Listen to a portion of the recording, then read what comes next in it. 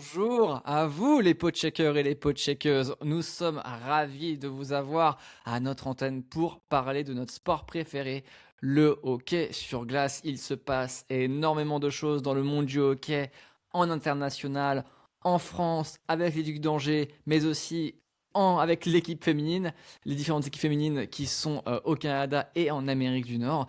Et pour parler de ce sport, il faut toujours être très bien accompagné plutôt que d'être seul. C'est pour cette raison, comme vous le savez depuis maintenant plus de 3 ans, il faut une équipe de choc. Et dans ce duo, j'en ai un, on l'appelle le Père Noël venu de Suède. Voilà, le Sverige Père Noël.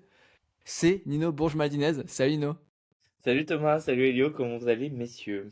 Écoute, ça va très très bien. Alors, c'est quoi ton plus beau cadeau de Noël pour l'instant?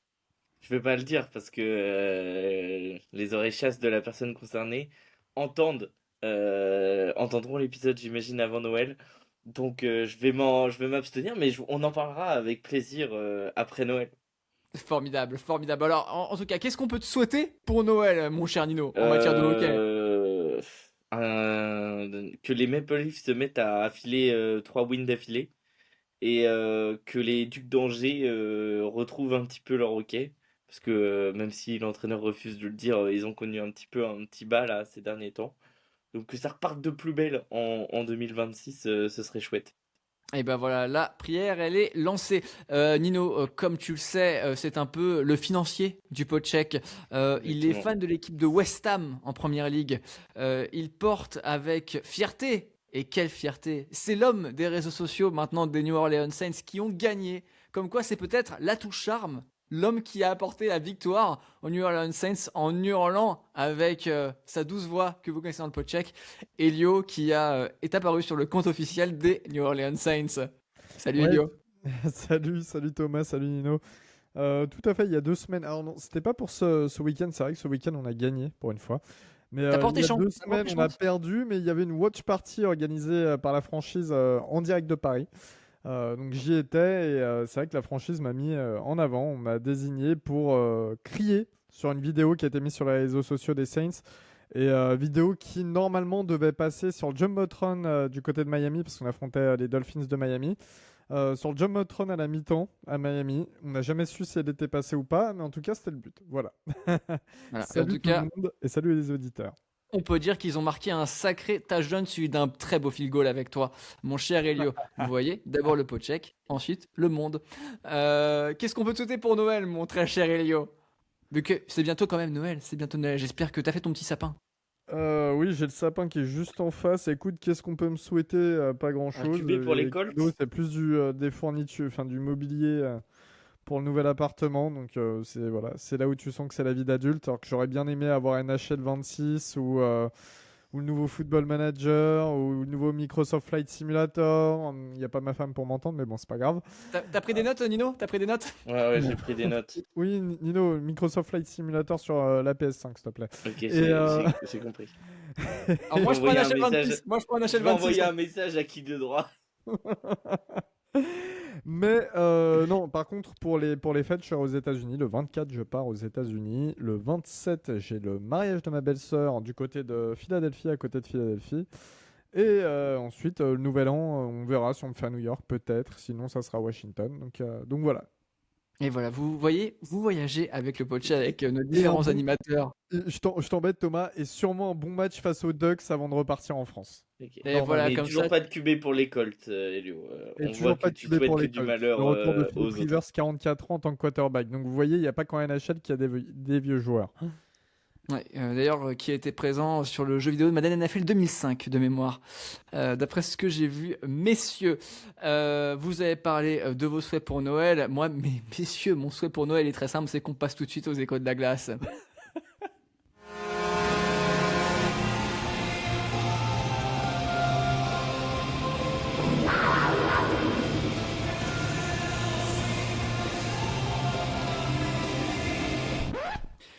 Alors messieurs, je vous ai menti parce que mon saut de Noël, il a déjà été réalisé il y a quelques jours maintenant. Cette semaine, en début de semaine, messieurs, c'était quelque chose d'incroyable. Je crois que c'est ce week-end du côté de Raleigh en Caroline du Nord, messieurs. Est-ce que vous savez de qui ou de quoi je vais parler? Euh, Ce Nino, n'est pas une nouvelle, Nino, il nouvelle le victoire sait. de NC State. Non, ce n'est pas une nouvelle victoire de NC State. Vous pouvez répéter la question? Il, il s'est passé quelque chose. Nino, t'es en train de me faire foirer ma chronique quand même. Oui, oui, exactement. Euh, Mais c'était ça où je te répondais, Stéphanie de Monaco. mais tu pourrais, c'est tout Voilà. à fait adapté. J'y suis. Ah J'y bah suis. oui, justement. Non, Euh, j'avoue que je donne ma langue au chat, comme dirait Elio. Eh bien, écoute, ta langue va être prise dans un ouragan au Lenovo Center parce que ce week-end, il y avait les célébrations des 20 ans du titre des Carolina Hurricanes. Ils jouaient face au NC State Ice Pack, donc la version Wolfpack, mais de NC State en hockey sur glace. Match gagné 6-3 par les alumni des Hurricanes. Alors, il y avait tout le monde. Il y avait tout le monde. Hein. Il y avait Eric Stahl, il y avait Rod Brind'Amour, il y avait Jacob Larose, il y avait également Peter Laviolette, il y avait Kevin McCarthy, Chad Larose, Niklas Warlen. Ils étaient tous là. Kem Ward était dans les cages. C'était incroyable. C'était un peu avant le match donc face aux Columbus Blue Jackets où les Hurricanes l'ont emporté également, où ils ont gagné 4-1. Et petite note particulière, Eric Stahl portait le numéro 63 et non le numéro 12. C'est un hommage à Joseph Vasicek. Joseph Vasicek qui, pour les plus vieux, jouait aux Carolina Hurricanes lorsqu'ils ont remporté la Coupe Stanley en 2006, mais qui est décédé le 7 septembre 2011 lors de l'accident d'avion du locomotive Yaroslav. Voilà, c'était la fête en Caroline du Nord pour célébrer les 20 ans du titre. Les joueurs après ont même fait un petit tour avec la Coupe Stanley aux alentours du stade, dédicace à Mikko Rantanen. Et c'était incroyablement sympa à voir, du moins les photos étaient magnifiques.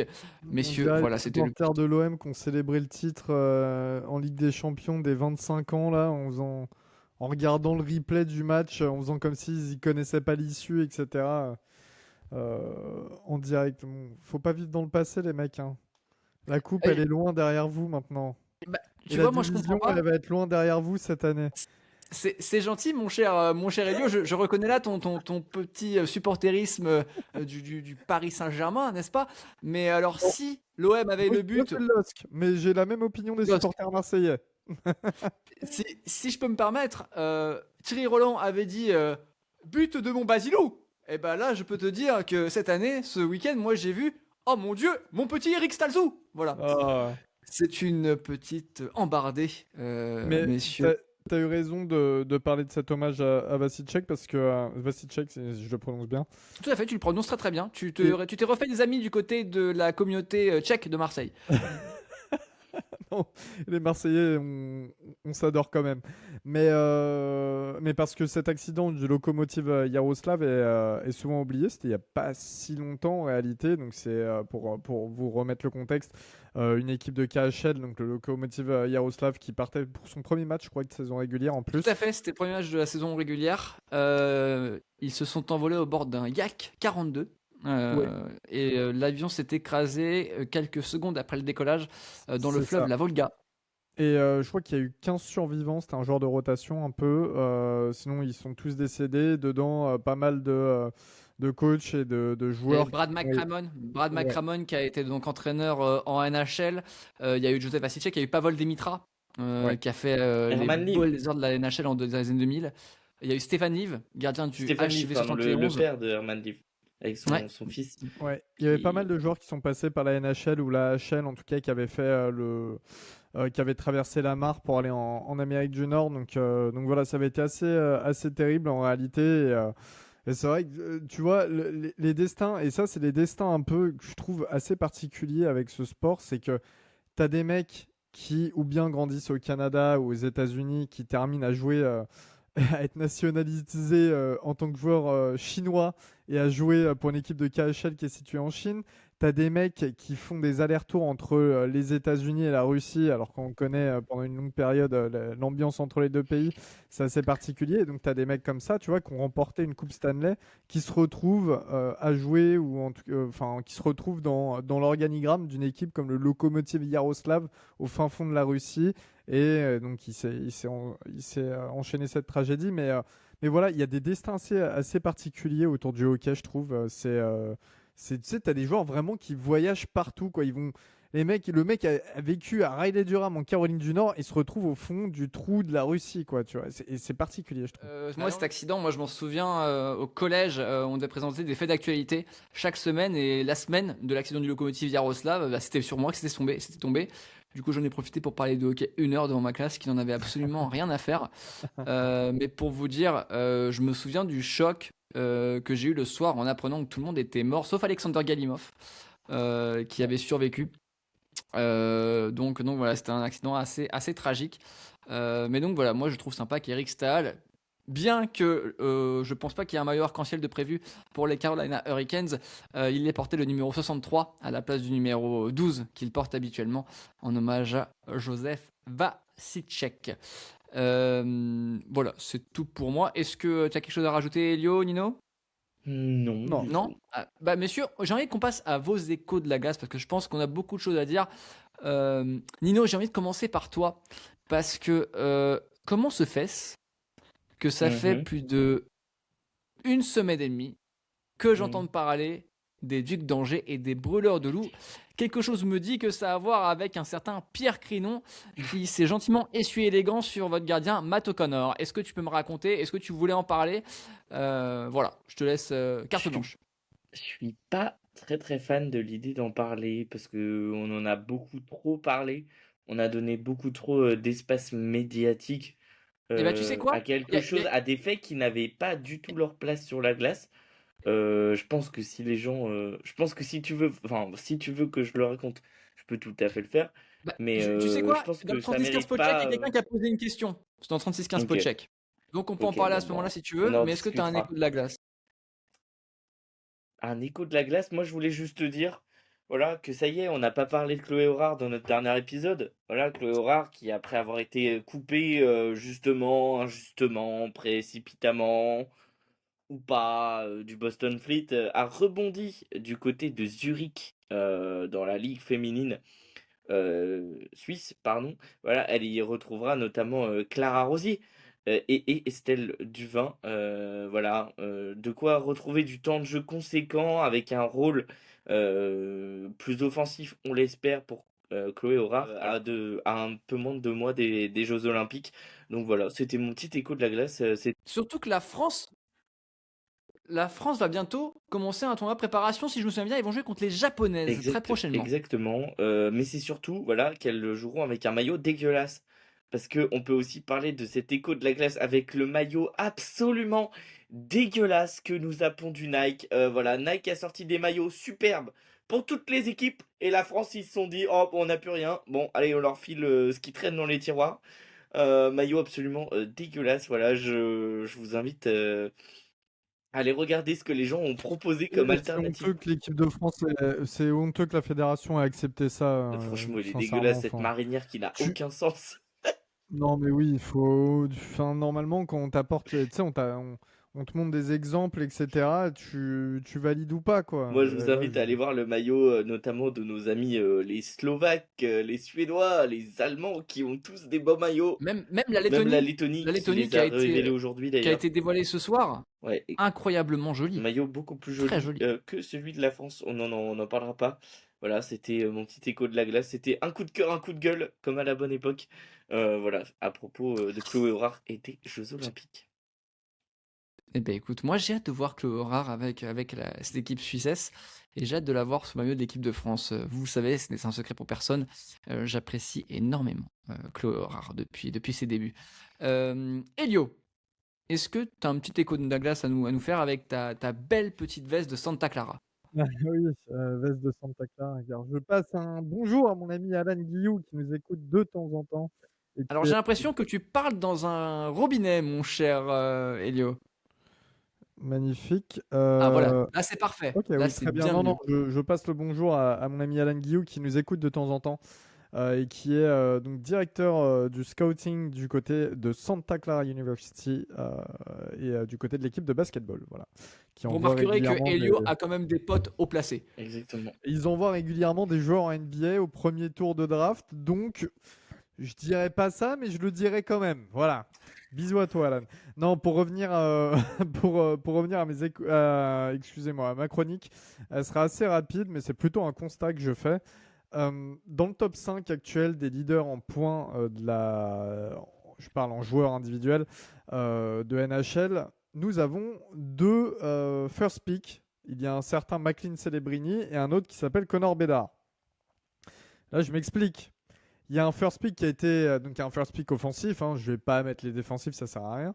First pick offensif qui a été drafté légèrement avant eux, qui n'est toujours pas dans ce classement, qui n'est même pas dans le top 50. Il a deux de ses coéquipiers qui sont Nick Suzuki et Cole Caulfield qui sont dans ce top 50, mais il n'y a pas lui. C'est Juraj Slavkovski. Messieurs, est-ce que finalement ce n'est pas une déception? Est-ce qu'on peut commencer, pas à parler de bust, mais presque? Alors c'est sûr que tu compares Slavkovski à Celebrini et Bedard qui font le tour des highlight reels de la ligue. C'est sûr que Slavkovski est arrivé, on se dit ça va être la pierre angulaire de la reconstruction. Là, mon cher Elio, avec toute la sympathie que je te porte, toute l'appréciation que j'ai pour toi, j'ai envie de botter en touche parce que Montréal, je n'ai même pas envie de parler de Texier, bien que je respecte ce qu'il fait. Mais messieurs, calmez-vous.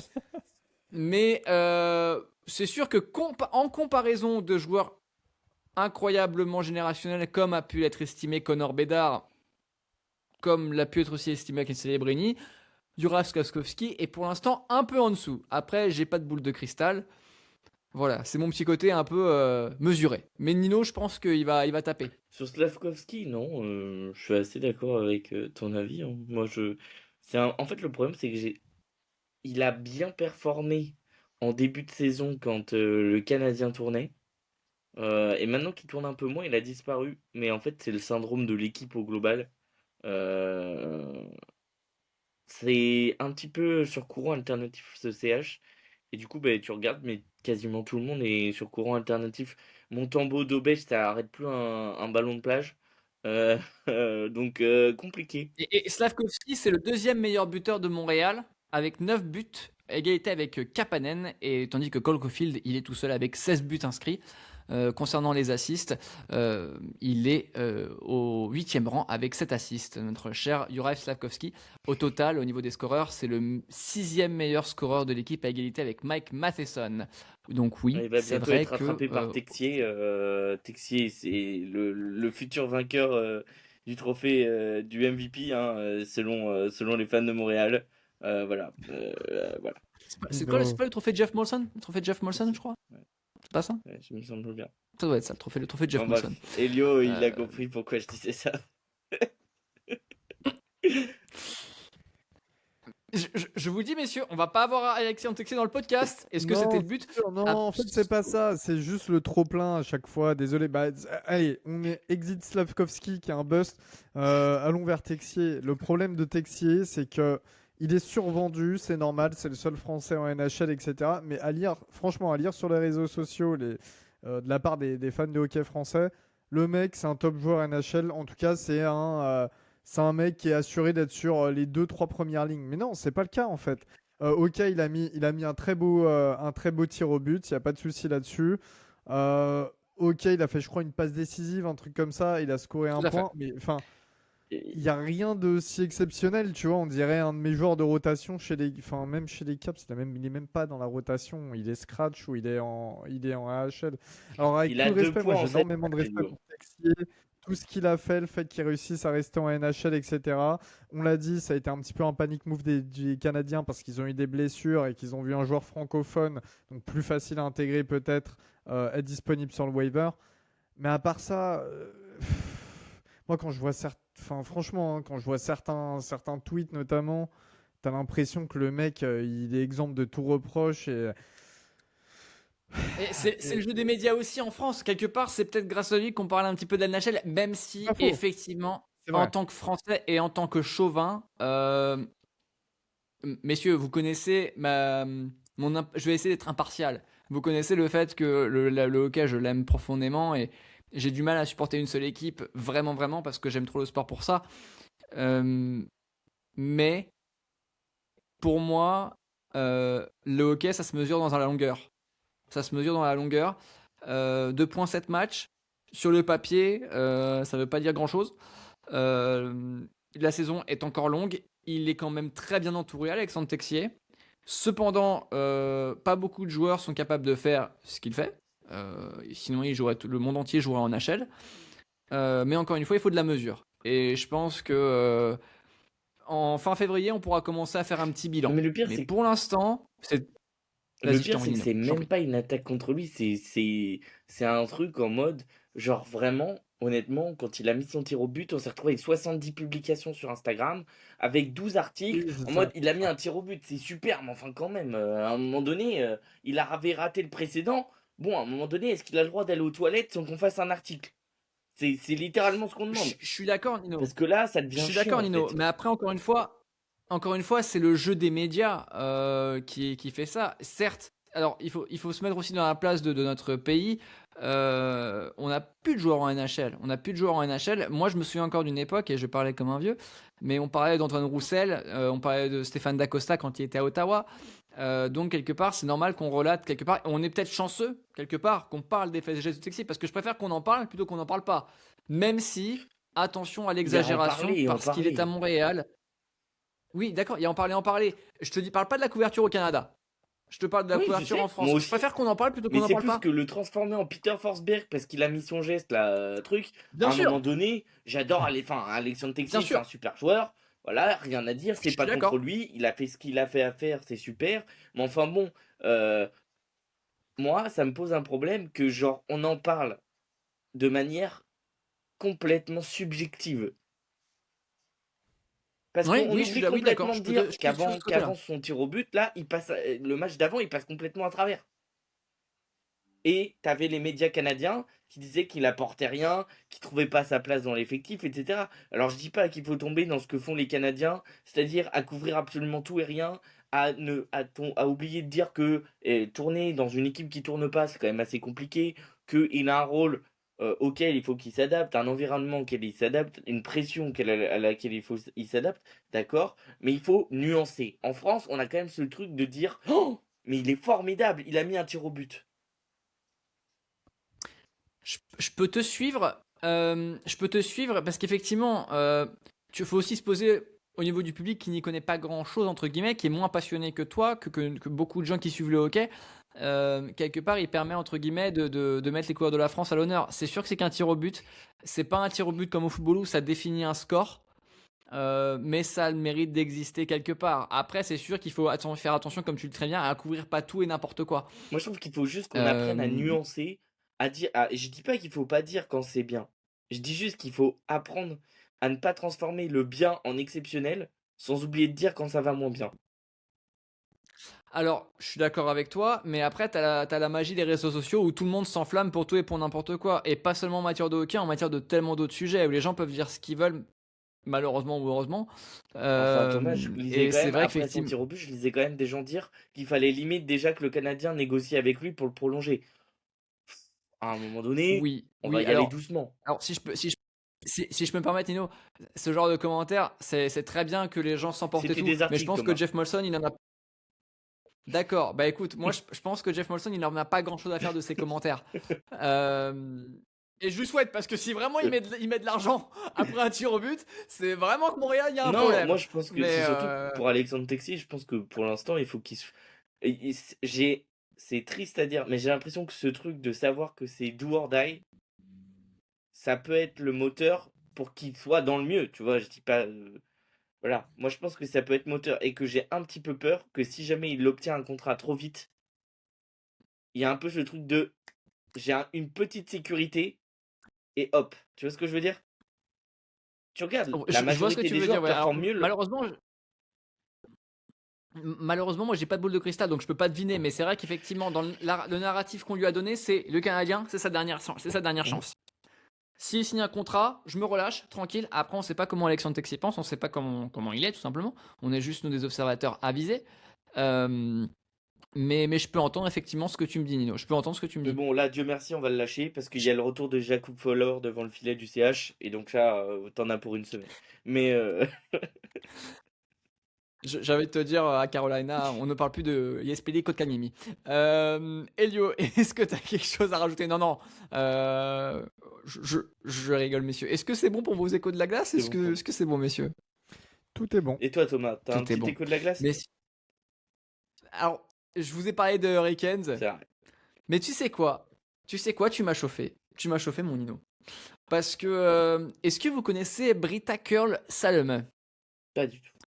C'est une joueuse qui joue en PWHL. Elle joue pour le Minnesota Frost. Elle est prétendante à une place au sein de la Team USA pour les Jeux Olympiques, avec Hilary Knight, qui sera membre de la Team USA pour les Jeux Olympiques avec un maillot, mais qui est absolument magnifique. Le maillot de la Team USA, pour moi, il est peut-être le plus beau, avec les tenues sponsorisées par Ralph Lauren.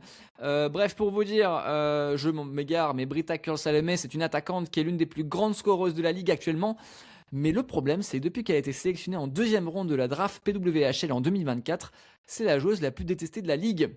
Est-ce que vous pouvez me dire pourquoi? Elle a pas fait des commentaires anti-LGBT? Je l'ai lu sur Twitter. Nino, Non, t'es mais très Je fais fort. un petit surtout coucou dans une. Enfin, à PWHL, non, à New York Sirens France. J'ai fait un petit coucou qui nous a rappelé de parler de Chloé Horard d'ailleurs la semaine dernière et qui ouais. a partagé ce contenu-là. Voilà, donc c'est grâce à elle si je l'ai lu, donc je lui fais un petit coucou. Alors Nino, t'étais sur la bonne piste, mais vas-y, Elio, je t'en prie. Ah, donc c'est pas ça la réponse. Si, c'est ça la réponse. Non, moi, c'est Euh, juste que je trouve complètement débile, hein, au-delà déjà de la pensée en elle-même, c'est que tu es quand même dans une ligue où tu as un pourcentage de joueuses aimant le même sexe entre elles. Enfin, tu vois ce que je veux dire? Il y a Entièrement enfin, à un d'accord. moment donné, faut Entièrement d'accord. dans les milieux, ok, quand c'est chez des mecs, les milieux masculins et tout, les stalls, tout ça, on les a eu, c'est débile là. J'aime beaucoup quand tu prends et quand tu mets dans la même phrase Stal et débile. Ça me Voilà. fait tellement plaisir. Mais là, d'autant plus, t'es vraiment dans une ligue qui est quand même un petit peu plus open à ce niveau-là, où on sait qu'il y a, en tout cas, c'est plus, ça se dit plus, on va dire ça comme ça. Enfin, la fille est débile, quoi. Je sais pas, Alors, elle doit se faire des amis dans le vestiaire, je, j'en sais rien. je- je vous rappelle, messieurs, alors juste pour une petite information, pour vous parler un peu de la joueuse Britta Curl-Saleme, elle a gagné 3 championnats universitaires avec l'équipe du Wisconsin, des Badgers du Wisconsin, où a joué, et oui, Hilary Knight. Selon Mark Johnson, qui était donc membre de l'équipe du Miracle Knights en 1980, et donc qui est membre du programme, elle est l'une des meilleures capitaines que le programme a eu dans son histoire. Le souci, messieurs, comme vous en doutez, c'est que dans les semaines qui précédaient son repêchage en 2024, il y a eu des likes de Kurt Saleme qui ont refait surface. Et on va dire que entre 2021 et 2023, Kurt Saleme, elle a aimé des publications qui critiquaient Target pour la vente de produits LGBTQ, mais aussi qui critiquaient les obligations vaccinales et qui montrait un soutien à l'acquittement de Kyle Rittenhouse, qui avait abattu 2 personnes et blessé une troisième lors des troubles à Kenosha au Wisconsin à la suite du meurtre de George Floyd. Et qui Messieurs, s'est le sport, c'est marié, pas politique. qui s'est marié ce week-end, j'ai vu passer ça, voilà. Donc il y a des gens qui tuent d'autres gens qui arrivent à se marier, hein, sans souci, qui tuent d'autres gens, qui sont ouvertement racistes, etc. Bon, je suis désolé. Mais le Le hockey sport n'est pas politique, donc on en Elio. Le parle sport n'est dans pas ce podcast. politique. Voilà. Mais bon, voilà, tout est accepté, c'est pas grave. Tout va bien. Alors, pour vous dire, il y avait un tweet envoyé en juin 2023 depuis le compte personnel de Curl Saleme qui soutenait sans ambiguïté l'exclusion des femmes transgenres dans le sport féminin. Mais elle s'est exprimée à The Athletic il y a 2 jours. L'article que j'ai lu et je vous relate ça déclare. Si j'étais vraiment comme les gens disent que je suis, j'espérerais qu'on me eût. Mais ce n'est tout simplement pas exact. La personne qui a été dépeinte et ce qui a été partagé, ça ressemble à quelqu'un de vraiment nul, quelqu'un de raciste, transphobe, haineux et qui ne veut pas que certaines personnes existent. Je ne l'aimerais pas non plus. Voilà, messieurs, petit point, petit peu Tout le monde controverse. a le droit de changer, par contre, ça faut pas l'oublier. Si c'est sincère, on sait pas. Mais si ça l'est, faut pas oublier que tout le monde a vraiment le droit de changer. On n'a pas tous La même la éducation. on vient pas tous du même environnement, etc. Voilà, il faut aussi C'est- savoir accepter ça. Et c'est très important, Elio, que tu mentionnes, et Nino aussi, c'est très important que vous mentionniez ça, parce qu'évidemment, il y a que les cons qui changent pas d'avis. Mais je vois pas pourquoi je changerais d'avis. Voilà. Je te reconnais bien là, Mounio. Messieurs, Niveau Texier, Ah. les- non, non, ton non, messieurs, avis. pas Texier, pas Texier. Non, mais par C'est contre, bon, du coup, j'arrête. voilà, faut que je vous le dise un truc, messieurs. Ce matin, j'avais vu un truc, je me suis dit, je vais le mettre dans mes échos de la glace, devinez quoi? J'ai oublié, du coup, on en parle à la fin de l'épisode. Voilà. Ok, ça marche. Tu retiens, Ouais, ouais, Nino, je hein, tu retiens, retiens. promis, je l'ai noté. Messieurs, est-ce que vous aimez la pizza? Absolument, tu vas nous parler de nos amis. Scusi. Tu es en train C'est de même prendre pas un. Alors, j'aime beaucoup le même fait que... pas, c'est même pas la meilleure partie de l'Italie pour manger des pizzas, C'est Thomas. clair, mais il va nous parler de nos amis coup de pression en ce moment. Ouais. Le café, il Je doit être je bien vais vous serré. parler, messieurs. Je vais vous parler, messieurs, d'un pays magnifique, d'un pays superbe qui a donné naissance à la Scuderia Ferrari. Mais je ne parlerai pas de Formule 1, messieurs, bien que vous connaissez mon appétence pour ce sujet. On va parler d'Italie, car dans 2 mois, c'est les JO, c'est notre dossier de la semaine.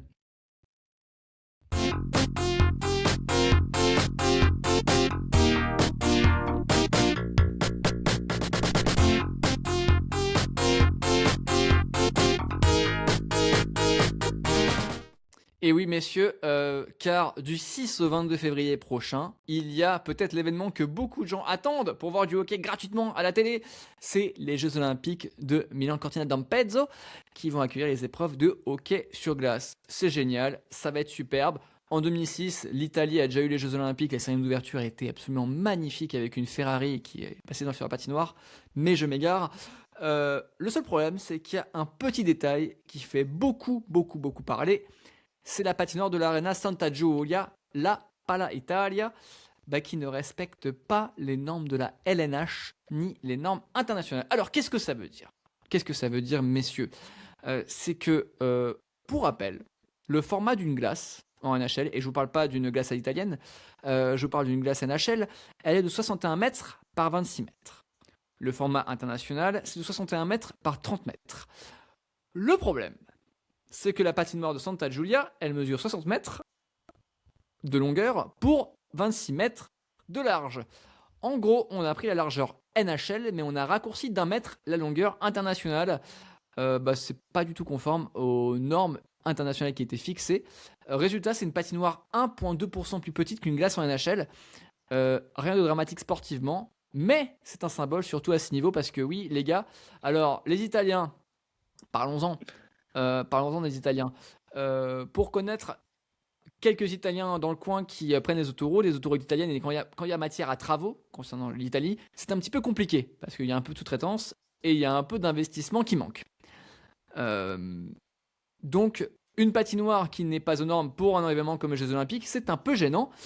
Mais je pense que, Elio, tu vas pouvoir me dire pourquoi il s'est passé une situation comme celle-ci.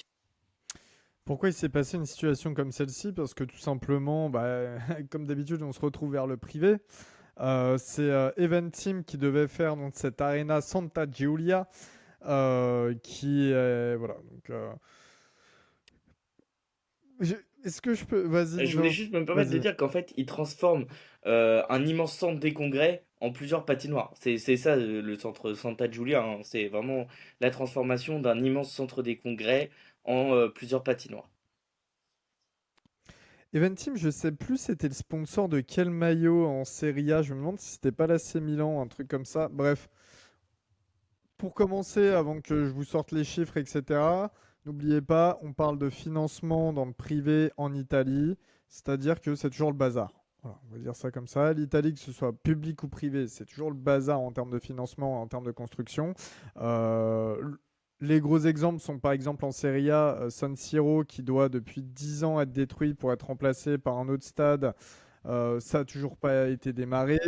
L'AS Roma et la Lazio di Roma qui souhaitaient partir du Stadio Olimpico, construire leur propre stade. Depuis, pareil, des années, il n'y a toujours rien qui a démarré.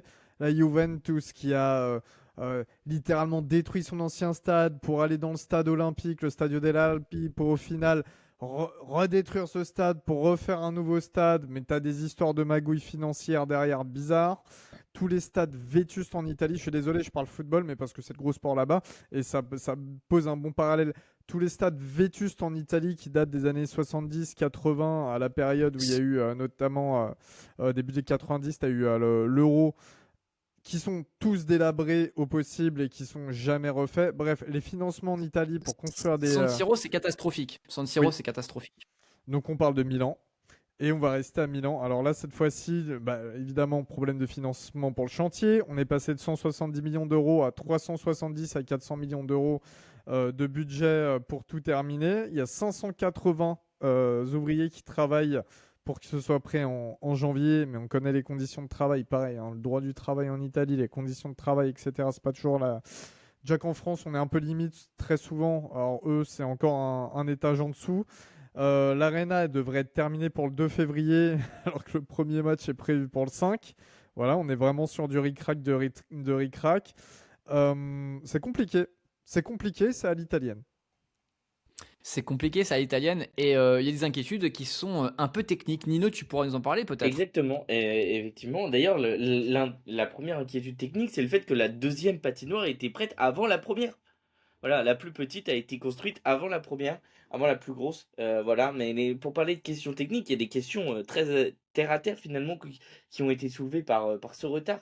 Quelle va être la qualité de la glace? Sera-t-elle stable? La glace tiendra-t-elle avec la chaleur humaine de 16 000 spectateurs et 3 matchs par jour? Les systèmes D'autant électroniques. plus qu'il faut les faire rentrer et il faut les faire C'est ça, sortir. les systèmes électroniques, les chronos, les caméras, les revues vidéo, est-ce que ça fonctionnera? Et surtout, ce qui inquiète l'IHF, c'est l'absence de filet de sécurité. Voilà, il y a très très peu de marge de manœuvre en termes techniques. 3 matchs par jour, 0 temps mort sous l'œil du monde entier. Est-ce qu'on va pas tout droit vers un fiasco? Et puis après, il y a aussi une question d'impact sur le jeu. Une glace plus petite, ça change quand même quelques identités du hockey. Moins d'espace, donc ça va plus vite et c'est l'attaque est favorisée. On passe de la priorité dans le jeu individuel, c'est aussi le skill et la vitesse. Et les joueurs le disent eux-mêmes, avec le talent qu'il y aura, on aura déjà pas mal de temps on n'aura déjà pas de temps ni d'espace. Un joueur qui a dit ça anonymement à ESPN. Merci Thomas de m'avoir transféré l'information. Donc en gros, ça va donner du hockey un tout petit peu plus serré, plus intense et souvent plus spectaculaire. Après, il faut pas oublier, messieurs, je me permets de donner mon avis personnel, que les Américains en ont fait des tonnes pour une patinoire qui va raccourcir de 50 centimètres de chaque côté de la glace. C'est peut-être un peu beaucoup. Parce que vraiment, les Américains, ils sont partis dans tous les sens. Voilà. Mais on notera d'ailleurs que Bill Daly a déjà mis la pression sur le comité français, puisque les Jeux Olympiques de 2030 auront lieu en France, pour que la glace soit exactement aux dimensions NHL. On notera donc que pour un événement international, on a littéralement tendu la joue aux Américains pour vraiment pour qu'ils nous mettent une bonne claque en mode c'est comme ça ou pas autrement. Bref, pas Oui, convaincu. parce que c'est vrai qu'à l'origine, moi, messieurs, quand je vous ai proposé ce sujet-là, c'est parce que dans les médias, on parlait beaucoup de cette histoire de Jeux Olympiques et on s'est penché dessus, du coup, nous trois, et pour savoir, est-ce que concrètement, il y a un risque pour les joueurs de NHL de ne pas venir aux Jeux Olympiques? Alors apparemment non, hein, ça a été monté en épingle, Nino, tu as très bien dit dans les médias nord-américains. Mais avant de parler de cette petite controverse, messieurs, j'aimerais que tu me parles un peu du calendrier Elio, parce que je crois savoir que ça va être quand même un peu chargé à Milan. Ouais, ça va être assez chargé à Milan, mais écoute, le 5 février, donc début du tournoi, avec une ouverture prévue le 2. Donc c'est la veille de la cérémonie d'ouverture. Le 11 février, c'est le début du tournoi masculin. Le 5, c'est le début du tournoi féminin, excusez-moi. Et l'Arena sera officiellement inaugurée seulement du 9 au 11, avec du 9 au 11 janvier. Non, Février. janvier. Ouais, avec Du le 9 au Final 11 Four janvier, italien. absolument. Avec le Du 9 au 11 Final Four janvier, italien, absolument. magnifique. Bon, en vrai, les JO, ça va. Oui, parce que c'est. Oui. C'est un bazar complet leur truc. Les JO, ils vont littéralement servir de test réel avant même l'inauguration officielle. Voilà. Organisation. À l'italienne. C'est pas la Dolce Vita, quoi. C'est pas la Non. Dolce Vita. Nino, j'aimerais t'entendre parler sur la controverse là des Américains, parce qu'on est d'accord que et là, je vais parler de joueurs américains. On est d'accord que les Tkachuk, les Leonard, ils vont quand même pas chipoter pour jouer sur une glace qui fait 1 mètre de moins de ce qui est prévu. Ouais, on va pas se mentir, moi je trouve que, alors évidemment, on aurait tous souhaité que la patinoire soit aux dimensions normales, c'est-à-dire les dimensions internationales, et non pas les dimensions de la NHL, puisque la NHL a fait quand même raccourcir hein, la largeur de la glace de 2 mètres, c'est quand même beaucoup plus important que 50 centimètres, voilà, 2 mètres de chaque côté. Bon, on en fait tout un foin, il faut comprendre. Déjà, on a toléré le fait que les patinoires de hockey sur glace soient aux dimensions NHL, notamment pour favoriser le retour des joueurs, pour qu'il y ait plus de spectacles, pour attirer plus de monde.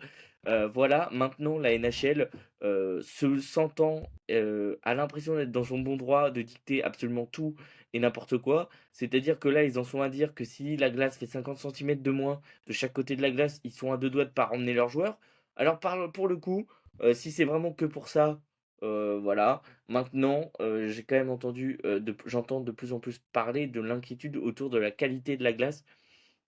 Et quand on voit que déjà à petit niveau, par exemple en Ligue Magnus, les grosses équipes se plaignent, de la qualité de certaines glaces avec notamment, les blessures, que cela peut engendrer. Effectivement, si la qualité de la glace est déplorable, ça je comprendrais que, Bill Daly, il me semble que c'est lui qui a notamment tiré la sonnette d'alarme, puisse dire que, les enjeux financiers sont trop gros pour la ligue pour risquer une blessure chez ses joueurs majeurs. Maintenant, en fait, le problème de tout ça, c'est que ça a été noyé dans des effets d'annonce de on viendra pas, il faudrait que ce soit délocalisé. Parce qu'on a quand même entendu des journalistes sérieux, hein, américains dire qu'il fallait délocaliser le tournoi aux États-Unis. Pourquoi? Pourquoi faire? Avec comme réponse, oui, mais la France a fait faire ses épreuves de surf à Tahiti. Alors excusez-moi, les Américains, on connaît votre amour pour la géographie. Mais enfin, Tahiti, ça appartient quand même, c'est quand même un territoire français. Donc voilà. Bref, anyway, ouais, le problème c'est que c'est ça, c'est beaucoup d'effets d'annonce. Tout et son contraire est dit avec 2 heures d'intervalle. Ça met déjà la pression sur des Jeux Olympiques, alors que sur les prochains alors que ceux-là n'ont même pas commencé. Euh, Ouais, Finalement, c'est on un petit souffle, peu la on souffle, on NHL. souffle, on souffle. Euh, j- j'ai envie de te dire, Nino, je pense que tu as très bien résumé la situation. Je pense qu'il est temps qu'on passe au 36-15 check. Let's go. Bienvenue au 3615 Podcheck. Oui, ça veut du Podcheck, j'écoute. Eh ben de Tu tout. viens plus aux soirées. Eh ben non, non, je suis bloqué là, je suis sous la patinoire de Milan. Euh, Mon cher Nino, mon cher Elio, le 36-15 check va être très court. On a une question du charger français. Alors je pense qu'il n'est pas fan des chargeurs de prise USB, mais plus d'une équipe qui joue en NFL qui nous pose la question. Et c'est pour ça, Nino, que je pense qu'il va être particulièrement destiné. Comment vous sentez le prochain match Bowler de loup contre les Ducs d'Angers? Voilà, voilà. Nino, freestyle.